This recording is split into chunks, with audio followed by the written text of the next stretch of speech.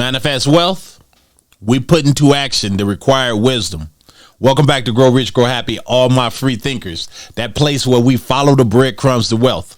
Guys, I really mean that when I say this is the place where we follow the breadcrumbs to wealth. I mean it so much that I'm always thinking of ways to get you guys to recognize opportunities when they're sitting right before you. Sometimes I come up strong, sometimes I fail. This is just how I look at it. Well, as I look at XRP, because that's what we're talking about, XRP, I look at the opportunity that it's at right now. And for a lot of you out there, the XRP army, you guys don't need convincing. But this video is even for you too, because I want you to look at something.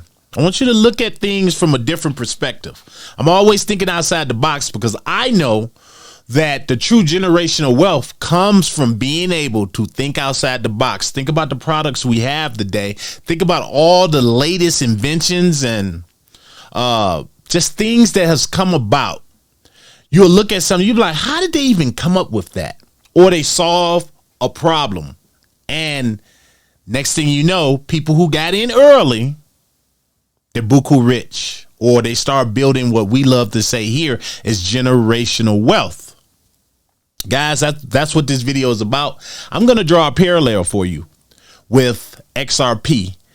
And for those of you who are not into XRP, give me your attention for a moment. For those of you who are into XRP, give me your attention for a moment. That's what we're going to be talking about here today. Guys, if this is your first time here, I want to thank you and do me a favor and smash that like button. Smash that like button. Turn on those notifications so that you don't miss informative videos like this. Guys, also, I want you to go over to growrichgrowhappy.com.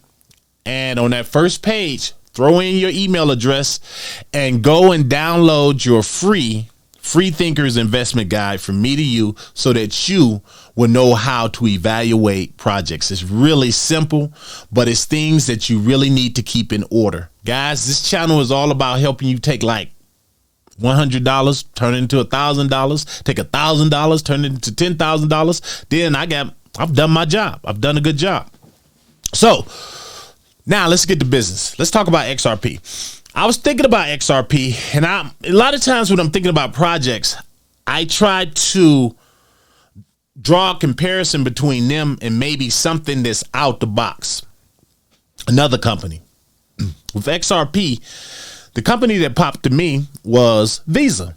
I know you're like, where the hell he get that from? Well, Visa deal with banking, and it's a credit card. Well, what a lot of people might not know about Visa is that back in 1958, Bank of America, the reason they called it the Bank America card, that's what it was called first. And the reason they came up with that was to solve a problem. That problem was the accounts that they were dealing with, they was very fragmented. People had accounts with different vendors, and it was just cumbersome for the people who had to do the books. So they said, how can we simplify this?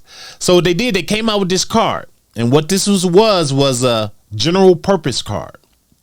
And it had like $300 to $500 on it, but you could use it everywhere. It was the first of its kind.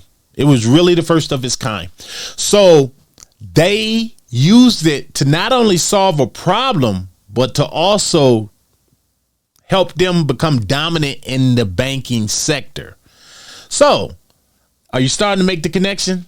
So, and if you fast forward to now, you don't have to look very far. I guarantee someone watching this video right now probably have at least one card that says Visa on it.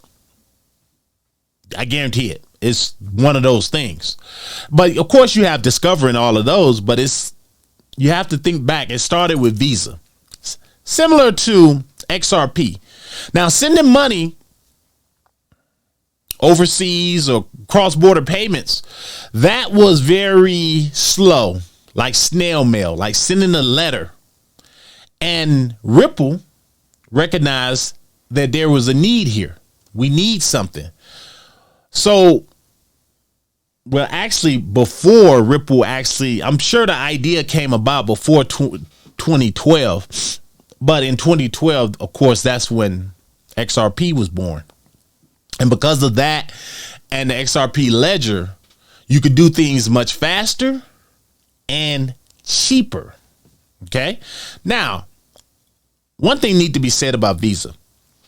You go back, Visa actually in 2008, when they had the initial coin, I deal with crypto so much. When they had the initial public offering of their stock, it was like $44. And in today's terms, taking into account all of the stock splits that they've had, you'd be looking at really $11 per share. But today, currently, they're like over $300 and something. A lot of you would probably think back and say, man, I wish I could have got in on that, or just been in the room when they created that idea. We have that opportunity right now with Ripple, because you look at what Ripple is doing. They solving a problem. This is why when I hear people talking about Ripple and saying that it's a banker's coin, yes, you're absolutely correct. But how can you be against something like that and not be against Visa or someone like that? Because it's the same thing. The reason they created it was to simplify things. And while their target audience was the retailers who was using who use these just plastic everywhere they go, Ripple is looking to make things cheaper for banks to do business cross borders. That's the easy way of looking at things. And for all intents and purposes, they are doing a great job at it. As I've seen that they're now in Portugal, I believe it's Portugal, and they're setting things up over there so Portugal can actually use their cross-border payments. Every time I look in the news, Ripple is making another connection somewhere. Guys, it's happening right before us, and it's going to happen regardless if you get on the Ripple train or not. XRP is going to be a dominant force. But I'm just giving you a way to look at it so you don't feel so threatened or tribal. So here's the thing. So you look at Bank of America and you look at why they did it, and you look at where they are now, and you look at Visa, how it's so dominant. You come back to Ripple and you say, how can it not succeed? One of the key differences, though, and I have to say this, is that when they came out with Visa, they were operating under very strict, and they still are, regulatory guidelines. That's a luxury that Ripple didn't have, because we all know from Gary Gensler and the Security Exchange Commission, at least before, there was no clarity. Therefore, they couldn't help but constantly get their hands slapped and drug into court because they wasn't getting the whole picture. Well, this is what you're dealing with. And they didn't know if they're like, we're not a security, or you are a security. Well, tell us what a security is. And we're going off the Howey test, and there was really no clarity. So basically, Ripple was being held up. But now, here's a difference. Now that we do have new legislation, and they're working diligently on some clarification, some regulatory framework, so that the whole crypto market can follow and stay within the guidelines, else get your hand slapped. Don't you think Ripple, XRP is going to be just as successful, or if not more successful, dare I say, than Visa? I don't know. But I know this. Guys, when you look at what they're trying to do here, what they're doing right before your eyes, I just read an article today about them tokenizing, getting even more involved in tokenizing assets and everything coming on to assets. And they already say that tokenized assets is going to be, and this is industry leaders are saying it's a possibility that it'll be at $30 trillion market by 2030, guys. I've already read that this bull run might be extended till 2030. I might report on that soon. But I say all this, guys, but I want you to start thinking out the box. Sometimes you have to draw those parallels between like your crypto asset and maybe something that's not even in the crypto sector or market at all. I reached way out to Visa, but I could see the parallel there and see why this would work. This would really work because the banks are already getting on board, guys, just like all the retailers did.